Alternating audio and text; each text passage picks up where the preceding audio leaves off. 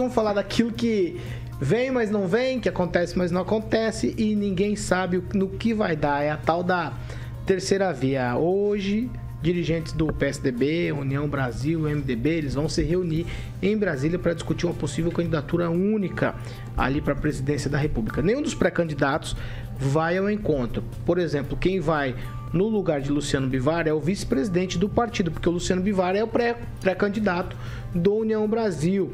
E aí tem uma história aí para falar com vocês sobre o que aconteceu de ontem, o jantar de ontem, que foi desmarcado, porque o João Dória, ele quer assumir o protagonismo no PSDB, e aí ele marcou um jantar, foi desmarcado, e aí para hoje eles já marcaram uma reunião. De alguma maneira, o Centro Democrático, Aguinaldo Vieira, como estão chamando por aí, já começou a escantear João Dória. Qual que é a situação nessa terceira via? Porque vai, mas não vai, reunião e reunião, e os pré-candidatos não podem participar da reunião, não querem que os pré-candidatos criem protagonismo. Eu não consigo entender, porque se o João Dória sair, por exemplo, a candidato, quanto mais protagonismo ele tiver criado, muito melhor para a terceira via. Mas não me parece isso, me parece que a guerra de egos ali é o que se prevalece. Justamente nesse jantar que teria a presença dessa chamada terceira via, desses componentes, a Tebet não havia confirmado, o Ciro Gomes disse que não foi convidado, que iria, mas que não foi convidado.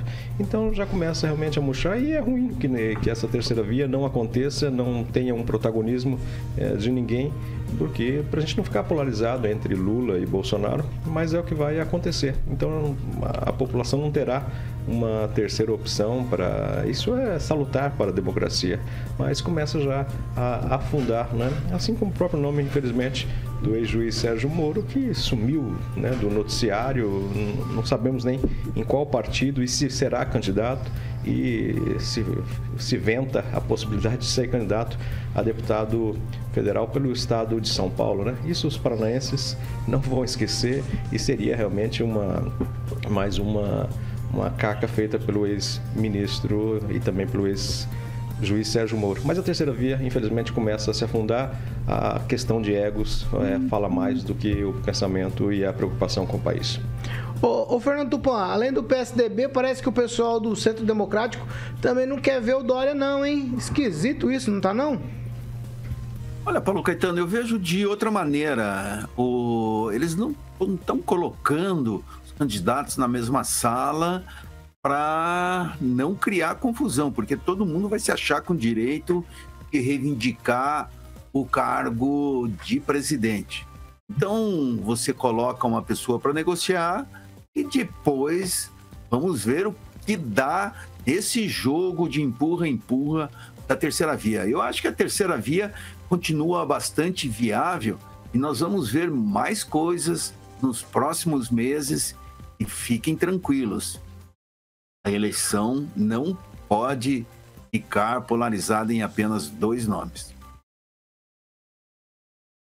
Pamela Bussolini, o que está acontecendo com a terceira via? Então, Paulo, inclusive eu fiquei sem energia, né, sem comunicação com o mundo externo. Ainda comentei com a minha mãe, nossa, será que a terceira via já mirrou nesses 3 dias? Porque é cada coisa, né? Então, assim, não sei quem vai fazer jantar, quem vai fazer almocinho, se o João Dória que vai dar um coffee break lá pro pessoal. Não conseguiu. Que situação chata, né? Realmente o pessoal do centro aí, Centro Democrático, né, o novo nome da terceira via, tá devagar, quase parando. Né? A gente precisa se entender, como a gente já está vendo, é muito cacique para pouco índio. Alguém precisa abdicar, né? Ter um pouco menos de ego para ir para frente, né? E se isso não acontecer, pelo jeito vai chegar até o momento ali das eleições, a gente não vai ver essa terceira via acontecer. Kim Rafael, jantar desmarcado, reunião marcada, desmarcaram porque tinha o Dória, agora marcaram sem os pré-candidatos.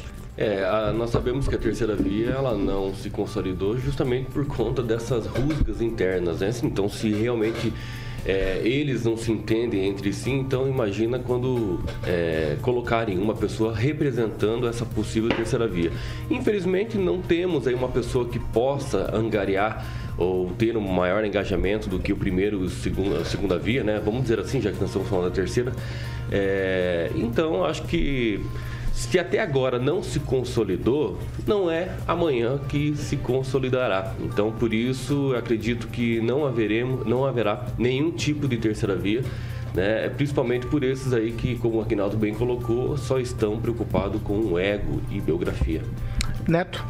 Paulo, quando se tem o interesse de várias lideranças, né, é difícil chegar num denominador comum, né? A gente sabe que dentre esses partidos há vários pré-candidatos interessados em serem os cabeças de chapa aí, de comporem a majoritária. Então, acredito que vai ainda continuar tendo essa dificuldade para consolidar uma liderança, o que polariza ainda mais a eleição do presidente Bolsonaro e do ex-presidente Lula, né? Aumenta aí mais a expectativa em relação a esses dois candidatos e acaba deixando um pouco de lado essa questão de um terceiro nome para disputar a eleição. Mas tem bons nomes aí no quadro, o próprio Eduardo Leite, que não é o candidato das prévias do PSDB, mas vem... Já abdicou, né? Vem, tá mas há possibilidades, agora. Paulo, há possibilidades. Eu costumo dizer, né, uma frase que eu escutei muito, que em política até cavalo voa, carioca. Então, se até o cavalo voa, por que não podemos ter mudanças aí no PSDB? A gente sabe que o Dória, ele tem uma postura um tanto quanto irreverente e chega no final, às vezes a candidatura dele pode não decolar.